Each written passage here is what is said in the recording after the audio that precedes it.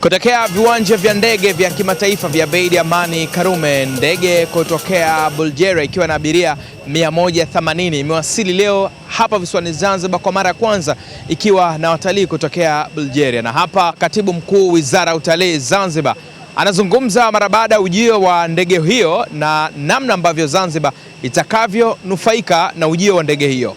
Ripoti za Ayo TV pamoja na millardayo.com kutoka hapa visiwani Zanzibar.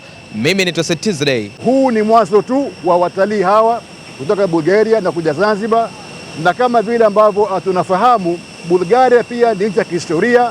Bulgaria pia ina vitu vyake vya kiutalii.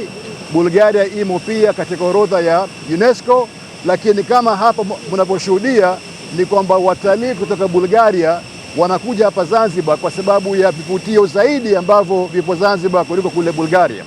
Mfano, bahari, mchanga, jua, sunset and sea. Bahari yetu inapendeza zaidi kuliko ile bahari yao kule Black Sea. Lakini pia ukiangalia maeneo yaliyomo ndani ya orodha ya maeneo ya kihistoria ya shirika la Umoja wa Mataifa la UNESCO, wanakuja hapa pia kutembelea mji mkongwe, na wao pia wana ule utalii unaoitwa sensory experience tourism, ambao wao wanakuja kulinganisha yale maeneo yao ya kiutamaduni na kihistoria yaliyopo Bulgaria na maeneo ya utamaduni na kihistoria yaliyopo hapa Zanzibar. Lakini pia wanakuja hapa pia kwa utalii wa utamaduni na sanaa wa Zanzibari, lakini pia utalii wa viungo. Wanakuja hapa kwa utalii wa chakula, lakini pia wanakuja hapa kufungua milango mipya ya kibiashara na kiwekezaji baina ya Zanzibar na Bulgaria. Kwa hivyo haya ni mafanikio ya mageuzi makubwa sekta ya utalii.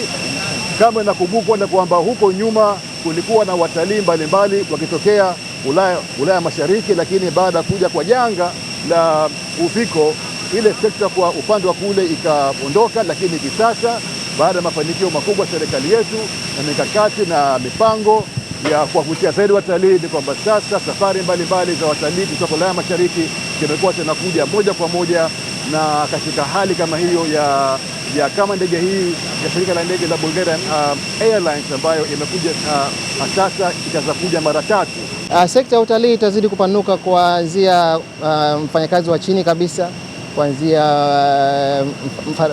mfagia barabara pia anafaidika kwa sababu yeye pia yumo katika kuipendezesha Zanzibar na mpaka level za juu kabisa. Kwa hiyo sekta mbalimbali za kitalii, na sio kitalii tu kwa ujumla, sekta za kazi zote kwa ujumla zitapata fursa za kunufaika kwa ndege kama hizi.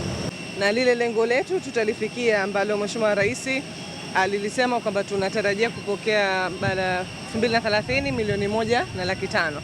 Na licha ya hii ndege kupokea kama hizi zinazokuja direct, tuna pia mkakato wa kutangaza Zanzibar katika meli, utalii wa meli, ambayo pia recently tumepokea meli 2 ambazo zimekuja na wageni wengi, na tunatarajia pia kupokea zaidi ya hao. Hata hivyo, Zanzibar tumejipanga kujitangaza katika masoko ambayo tunayokwenda kila ya kawaida na masoko mapya.